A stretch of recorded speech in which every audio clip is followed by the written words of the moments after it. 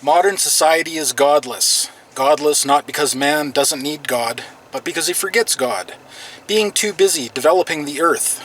Forgetfulness of God causes self-indulgence, and thus insensitivity to the world around man.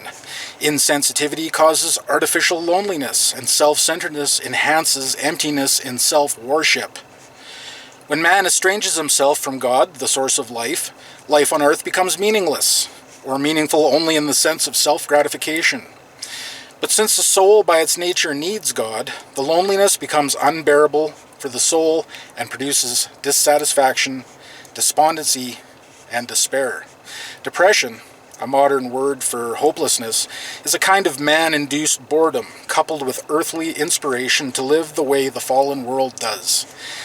This earthly inspiration causes modern man, whether with communist, utopian, or New Order idealism, to attempt to build paradise in this world. But his artificial man-made paradise turns out not to be paradise at all, for the normal human being who wants to be happy, because natural living is happiness. Rather, it is an artificial golden cage which imprisons the human spirit. And with the aid of cybernetics, this prison becomes mental and spiritual, as well as material. Modern man is caught in his golden cage like a bird, and cannot but despair for lack of spiritual freedom. That is taken from the introduction to this book. Heavenly wisdom from God-illumined teachers on conquering depression. I kind of thought I'd like to start a new little series. I've been seeing or noticing people that I know in the world, whether in the cyber realm or in real life, that depression, mental illness, and despair, despondency, those kinds of things are really starting to rise to the surface now with COVID-19, with all the lockdowns, all the measures, with the stress in the US elections that affects the entire world. Yes, even up here in Canada, the US elections have an impact, and a very strong one too. We're nervous, we don't know what's going to happen, we're fearful of a Democrat victory, because of what it will bring with regards to pro-choice, with regards to possible segregation or even all-out persecution of Christian ideas. It's normal to feel this way during this time, but we shouldn't let it conquer us. We need to conquer it. I've been meaning to and wanting to do a video on this kind of thing for a long time. This is something I don't like to talk about too much because it's a struggle that I personally deal with on a day-to-day basis. But because it's something that I deal with on a day-to-day basis, I thought that it would be of value to share with you some thoughts on conquering depression. And I want to use this book as a guide.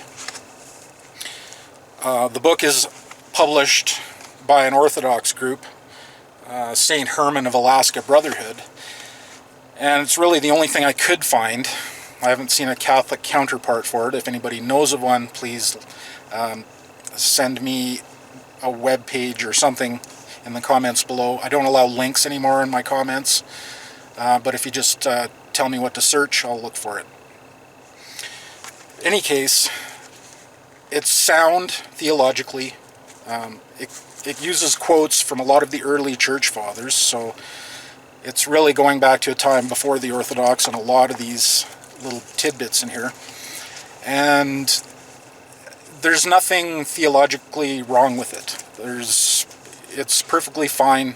I think the teachings are sound and can be applied by Catholics pretty well.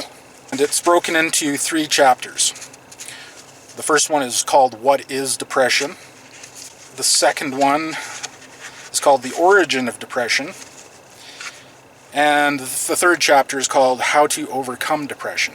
And in each chapter, there's a quote from a saint.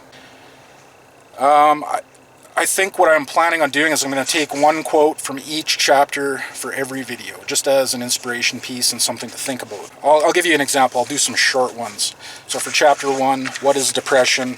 I had something picked out already. And what did I do? Oh, here it is. Lamentation for Paradise Lost. The natural state of the human soul is lamentation for paradise lost. It's unnatural to be constantly entertained. Only when you are in a state of lamentation do consolations console you and bring you to a state of contrition where God hears you. And then the next chapter would be the origin of depression, and I would pick something like, I keep coming to this one, so I'll use it. Serving your neighbor. Do you know that Christ especially remembers you if he visits you with sorrows? Only then will you acquire peace in the Lord.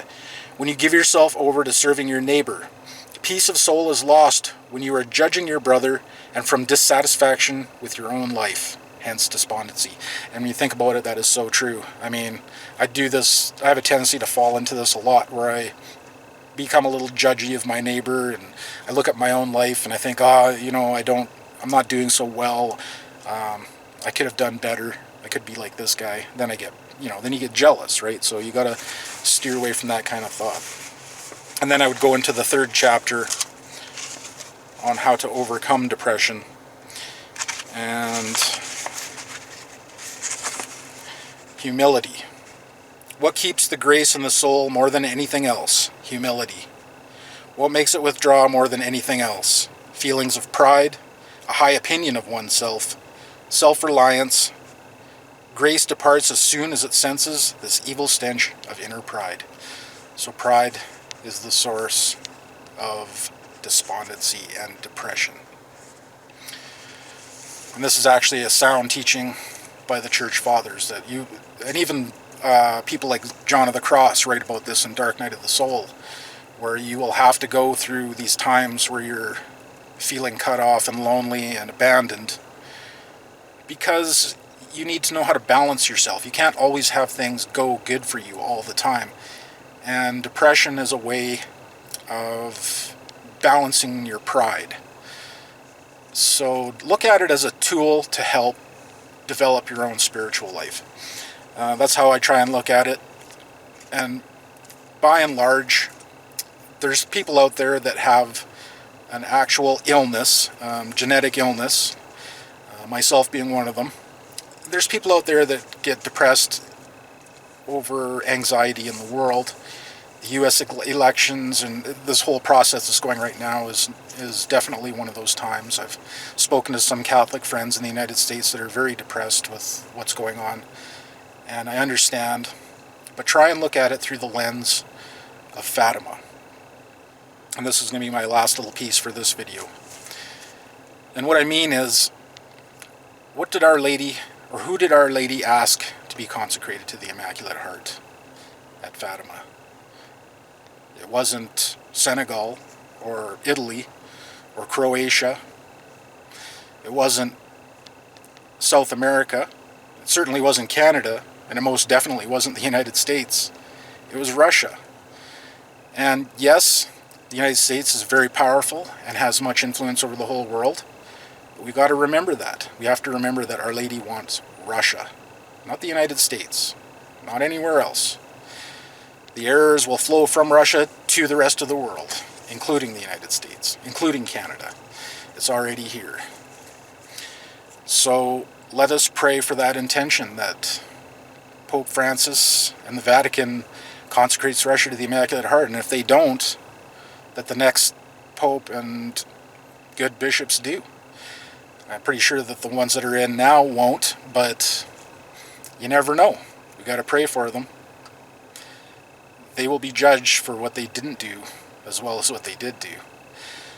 So keep up your spirits, look through the lens of Fatima, and I will be back, and I'll try and post one of these every week on how to conquer depression. I think it's an important thing now, and we need to get over ourselves and just work towards our salvation, and all these other good things will come.